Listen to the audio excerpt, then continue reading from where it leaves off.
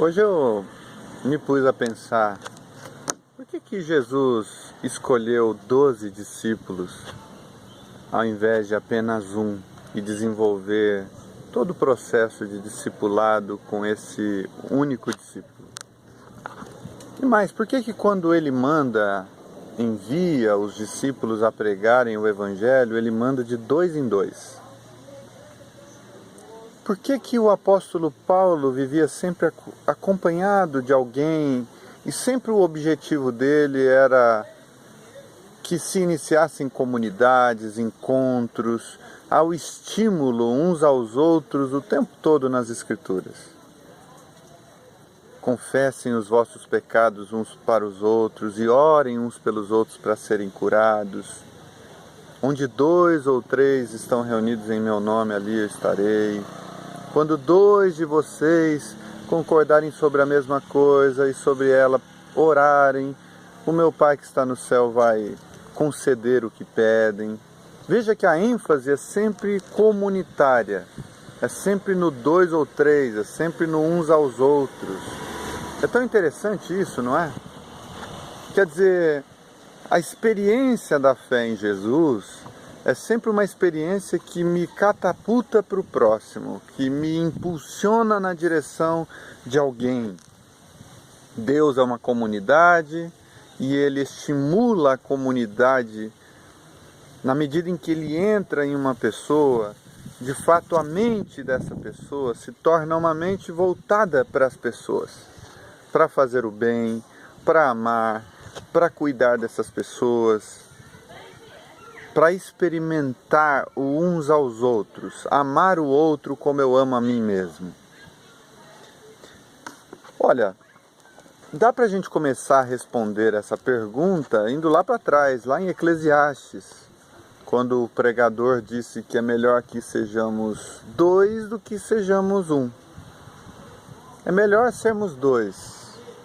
A maior paga pelo trabalho de 2 do que pelo trabalho de 1.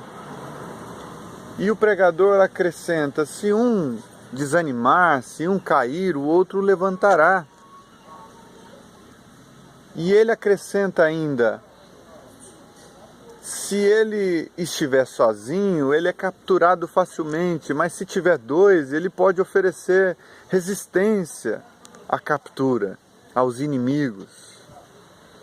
Então, veja como a graça de Deus, ela transborda de sabedoria. Quando Deus, de fato, nos chama uns aos outros, Ele está fortalecendo aqueles que vão enfrentar todo tipo de perseguição, todo tipo de tribulação, todo tipo de calúnia, de mentiras. Deus provê um mecanismo humano poderoso para estimular uns aos outros as boas obras, mesmo em circunstâncias terríveis. Mesmo lidando com problemas inerentes ao fato de que você decidiu seguir a Jesus. Então, há o fator psicológico, de que em comunidade nós nos sentimos mais fortes. Em comunidade, quando é uma comunidade de fato sincera, verdadeira, transparente, essencial, de amizades verdadeiras, isso só tem a acrescentar na nossa vida. Isso só tem a nos amadurecer, só tem a nos levar à perseverança.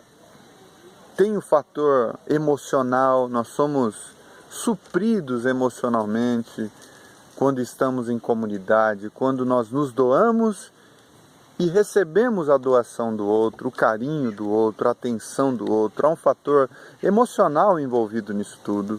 E há também um fator espiritual, porque somos membros do mesmo corpo. Espiritualmente falando, uma vez que cremos no Evangelho, fazemos parte de um corpo invisível, composto por milhares de pessoas espalhadas na terra toda. E o cabeça desse corpo é Cristo. Mas localmente, nós precisamos caminhar de forma conjunta, coletiva, comunitária. Assim como os membros do corpo se juntam o tempo todo para realizarem coisas em conjunto, buscando objetivos comuns. O olho, o nariz, a boca, trabalham o tempo todo em conjunto para trazer as percepções que a gente precisa. Uma mão trabalha o tempo todo com a outra mão, não é? É verdade que uma mão consegue carregar coisas sozinha, mas ela depende da outra mão para suportar cargas maiores, para direcionar melhor os esforços. Então o tempo todo um pé está contribuindo com outro pé. Tudo em nós trabalha de forma conjunta. Então é muito melhor que nós trabalhemos de forma conjunta. Os que creram no Evangelho estejam unidos. Os que creram no Evangelho mantinham-se unidos e tinham tudo em comum. E eles se juntavam para causas específicas, para coisas que sozinhos jamais poderiam realizar na dimensão que realizariam de forma coletiva.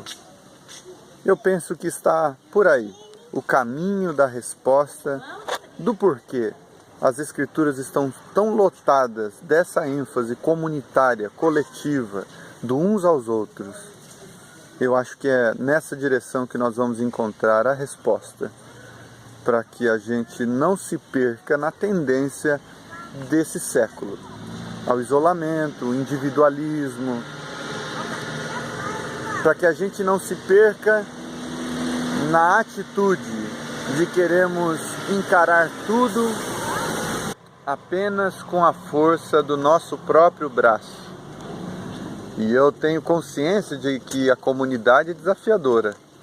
Você confiar em pessoas, se abrir para pessoas, se disponibilizar para pessoas, com certeza trará em alguns momentos o sentimento de que se foi traído, não é? O sentimento de que a confiança foi quebrada, mas os benefícios e todos os ganhos que o ser comunidade produz são muito maiores do que uma vida solitária, isolada e absolutamente individualizada. Pense nisso. Pense na importância do uns aos outros, dos dois ou três, em nome de Jesus.